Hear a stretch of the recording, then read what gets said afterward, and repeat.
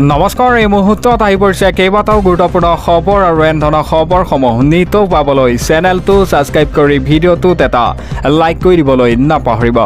তেন্তে বলক খবৰকেইটা আৰম্ভ কৰোঁ। দৰ্শকসকল এই মুহূৰ্তত দিব লৈছোঁ প্ৰথমটো খবৰ। সাৱধান হওক ৰাজ্যবাসী, ৰাজ্যৰ 15খনকৈ জিলালৈ বতৰ বিজ্ঞান কেন্দ্ৰৰ সতৰ্কবাণী জাৰি কৰা হৈছে। য়েল্লো এলাৰ্ট আৰু অৰেঞ্জ এলাৰ্ট। বিজুলী ঢেৰেকনিৰে ঘণ্টাত 50 কিলোমিটাৰ বেগেৰে আহিব পাৰে ধুমুহা। তালিকাত আছে নেকি আপোনাৰ জিলাৰ নাম? সবিশেষ জনাই আছোঁ আপোনালোকক। সাৱধান হওক, এতিয়া ৰাজ্যত বতৰে লৈছে কাল ৰূপ। মুঠ 15খন জিলালৈ বতৰ বিজ্ঞান কেন্দ্ৰৰ সতৰ্কবাণী। আগন্তুক 3 দিনলৈ জাৰি কৰা হৈছে য়েল্লো এলাৰ্ট আৰু অৰেঞ্জ এলাৰ্ট। ঘণ্টাত 50 কিলোমিটাৰ বেগেৰে আহিব পাৰে ধুমুহা। বিজুলী ঢেৰেকনিৰে নেৰানেপেৰা বৰষুণৰ সম্ভাৱনা। কোকৰাঝাৰ, বঙাইগাঁও, গোৱালপাৰা, বৰপেটাত য়েল্লো এলাৰ্ট জাৰি কৰিছে বতৰ বিজ্ঞান কেন্দ্ৰই। ধুবুৰী, চিৰাং, নলবাৰী, কামৰূপ মেট্ৰ' লগতে তামুলপুৰতো অৰেঞ্জ এলাৰ্ট জাৰি কৰিছে বতৰ বিজ্ঞান কেন্দ্ৰই। অৰেঞ্জ এলাৰ্ট জাৰি কৰা হৈছে বৰজাৱলী, কামৰূপ, মৰিগাঁও আৰু পশ্চিম কাৰ্বি আংলঙতো। হোজাই, কাৰ্বি আংলং, গোলাঘাটতো জাৰি কৰিছে অৰেঞ্জ এলাৰ্ট বতৰ বিজ্ঞান কেন্দ্ৰই। এতিয়া সাৱধান হওক, বতৰে ল'ব পাৰে কাল ৰূপ। আৰু দিব লৈছোঁ পৰৱৰ্তী খবৰ, এটা ব্ৰেকিং নিউজ। পহলগামৰ কাণ্ডৰ মাষ্টাৰ মাইণ্ডক থকা সৰকা কৰে। সেনাৰ গুলীত নিহত এতিয়া পহলগামৰ মূল অভিযুক্ত শ্বাহিদ কুট্টে।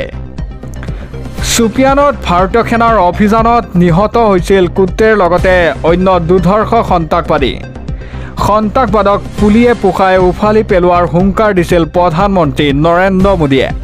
দিব লৈছে এটা ব্ৰেকিং নিউজ। পহলগামৰ কাণ্ডৰ মাষ্টাৰ মাইণ্ডক গুলীয়াই হত্যা কৰে। সেনা আৰু সন্ত্ৰাসবাদীৰ গুলীয়াগুলীত নিহত হয় পহলগামৰ মূল অভিযুক্ত। এটা মূল অভিযুক্ত শ্বাহিদ কুট্টেক হত্যা কৰে ভাৰতীয় সেনাই। সন্ত্ৰাসবাদীৰ বিৰুদ্ধে মঙলবাৰে চুপিয়ানত চলিছিল সেনাৰ অভিযান। এটা অভিযানত মূল অভিযুক্ত শ্বাহিদ কুট্টেক হত্যা কৰিলে ভাৰতীয় সেনাই। বিশ্বৰ জোকাৰি যোৱা পহলগামৰ কাণ্ডৰ মাষ্টাৰ মাইণ্ড আছিল শ্বাহিদ। সেনাৰ গুলীত এতিয়া থকা সৰকা পহলগামৰ মাষ্টাৰ মাইণ্ড শ্বাহিদ কুট্টে। সন্ত্ৰাসবাদ পৃষ্ঠপোষকতা কৰা পাকিস্তানক ৰেহাই নিদিয়ে এতিয়া ভাৰতে। সন্ত্ৰাসবাদ পুলিয়ে পোখাই উফলাই পেলাবলৈ ভাৰতে ল'ব কঠোৰ পদক্ষেপ।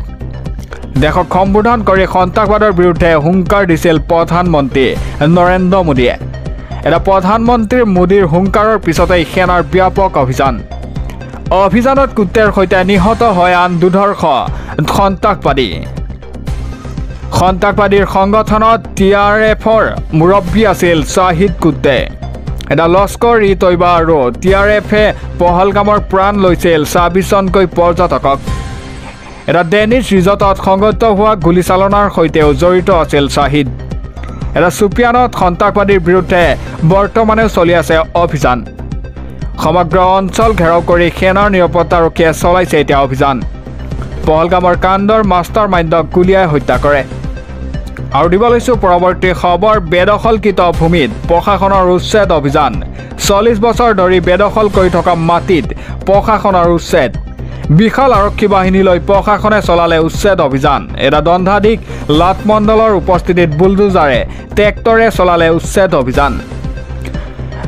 বেদখলকৃত ভূমিত পুনৰ প্ৰশাসনৰ উচ্ছেদ অভিযান। 40 বছৰ ধৰি বেদখল কৰি থকা মাটিত এতিয়া প্ৰশাসনৰ উচ্ছেদ। প্ৰশাসনে উচ্ছেদ চলালে আমিৰ হুছেইন দখল কৰা 3 বিঘা মাটি দখল কৰি 40 বছৰে ৰমজান আলীয়ে কৰি আছিল বসবাস। এটা বৃহৎ আৰক্ষী বাহিনীলৈ প্ৰশাসনে ভাঙি দিয়ে আমিৰৰ ঘৰ দুৱাৰ। দণ্ডাধীশ লাটমণ্ডলৰ উপস্থিতিত বুলডোজাৰে ট্ৰেক্টৰে চলালে উচ্ছেদ অভিযান। বঙাইগাঁও, কুকিলাৰ, গোলাপাৰাৰ প্ৰথম খণ্ডত প্ৰশাসনৰ উচ্ছেদ অভিযান। 3 বিঘা দখলকৃত মাটি মোকলালে এতিয়া বঙাইগাঁও জিলা প্ৰশাসনে। মাটিগৰাকী ৰমজান আলীয়ে বিগত 25 বছৰে চলাই আছিল ন্যায়িক যুঁজ।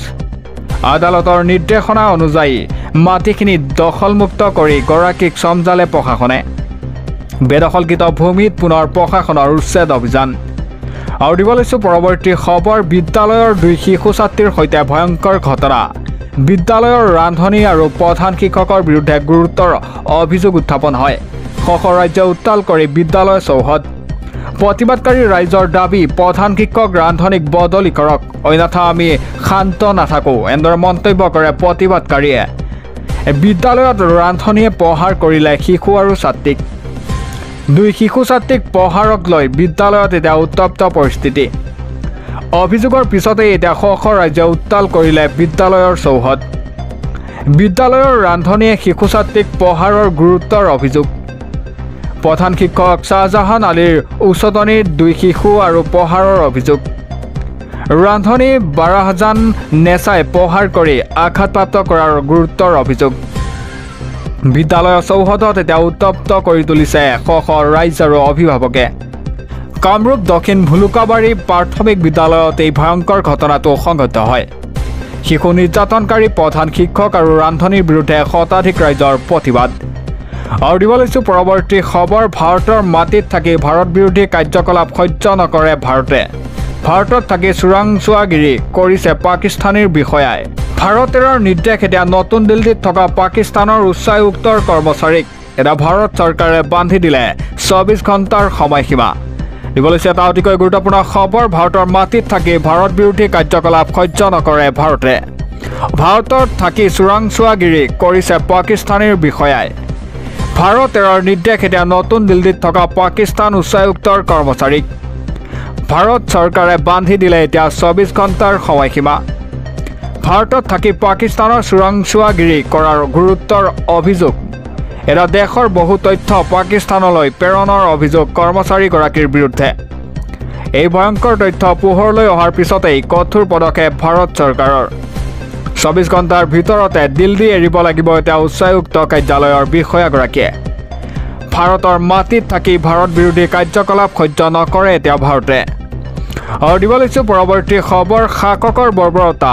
স্তম্ভিত এতিয়া বিশ্ব পাঠদান চলি থকাৰ বিদ্যালয়ত ভয়ংকৰ কাণ্ড কৰিলে সেনাই প্ৰাণ হেৰুৱালে 20 গৰাকীকৈ শিক্ষাৰ্থীৰ লগতে 2জন শিক্ষকে বিদ্ৰোহী দমনৰ নামত এতিয়া শাসকৰ বৰ্বৰতা পাঠদান চলি থকাৰ বিদ্যালয়ৰ ওপৰত বোমা পেলালে সেনাই বিদ্যালয়খনৰ অতি কমেও 20 গৰাকী শিক্ষাৰ্থী আৰু 2জন শিক্ষকৰ মৃত্যু হয় ম্যানমাৰৰ বিদ্যালয়ত বোমাৰে আক্ৰমণ মিলিটাৰীৰ জুণ্টাৰ এৰা দেশখনৰ সাগাইং এলেকাত মিলিটাৰী জুণ্টাৰৰ এয়াৰ ষ্ট্ৰাইক সামৰিক শাসক বিৰোধী বিদ্ৰোহীৰ শক্তিশালী ঘাটি অঞ্চলটো এটা আক্ৰমণত আহত হয় বহু সংখ্যক শিক্ষাৰ্থী আৰু অন্য লোক অহে হিন টুইন নামৰ গাঁওখনত আক্ৰমণ চলালে মিলিটাৰী জুণ্টাই বিদ্ৰোহী হোৱাইট ডিফেন পিপুলছ ডিফেন্সৰ ফৰ্চৰ গুৰুত্বৰ অভিযোগ এটা ম্যানমাৰৰ সেনাই যুদ্ধ বিমানেৰে বিদ্যালয়খনত বোমা পেলোৱাৰ অভিযোগ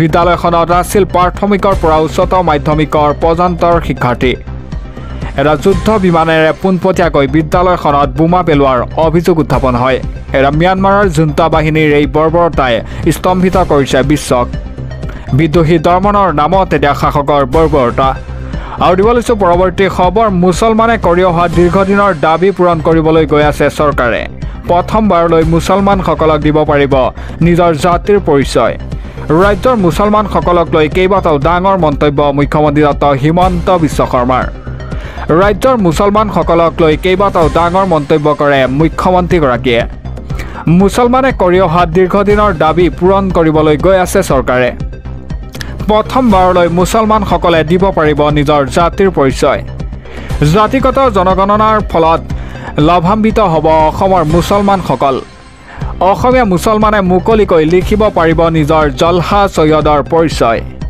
লাহে লাহে বিজেপিৰ প্ৰতি আকৰ্ষিত হৈছে সংখ্যালঘু মহিলাসকলো এইবাৰ বিধানসভাৰ নিৰ্বাচনত কোনো সংখ্যালঘু মহিলাই কংগ্ৰেছক ভোট নিদিয়ে বিজেপিয়ে মছজিদ মাদ্ৰাছা ভাঙিব বুলি ভবা কথাবোৰ যে মিছা বুজি পাইছে সংখ্যালঘু সমাজে ৰাজ্যৰ মুছলমানসকলক লৈ কেইবাটাও ডাঙৰ মন্তব্য মুখ্যমন্ত্ৰীগৰাকীৰ মুছলমানে কৰি অহা দীৰ্ঘদিনৰ দাবী এতিয়া পূৰণ কৰিবলৈ গৈ আছে চৰকাৰে প্ৰথমবাৰলৈ মুছলমানসকলে দিব পাৰিব জাতিৰ পৰিচয় আৰু দিব লৈছোঁ পৰৱৰ্তী খবৰ এটা অদ্ভুত ঘটনা প্ৰথম দিনাই বিজয় প্ৰাৰ্থী দ্বিতীয় দিনা হ'ল পৰাজয় ভোট গণনাৰ কেন্দ্ৰত নিৰ্বাচনী বিষয়াৰ বিৰুদ্ধে জালিয়াতিৰ গুৰুতৰ অভিযোগ উত্থাপন কৰে বিজয়ী বুলি ঘোষণা কৰি প্ৰমাণপত্ৰ দিয়াৰ প্ৰাৰ্থীক দ্বিতীয় দিনা পৰাজয় ঘোষণা কিয় কৰিছে তাক লৈ ডাঙৰ প্ৰশ্ন নাফুত নাচুত ঘটনা প্ৰথম দিনাই বিজয় প্ৰাৰ্থীক দ্বিতীয় দিনা হ'ল পৰাজয় ৰাজ্যত এটা ভোট গণনাৰ কেন্দ্ৰত সংঘটিত হৈছে এই অদ্ভুত ঘটনা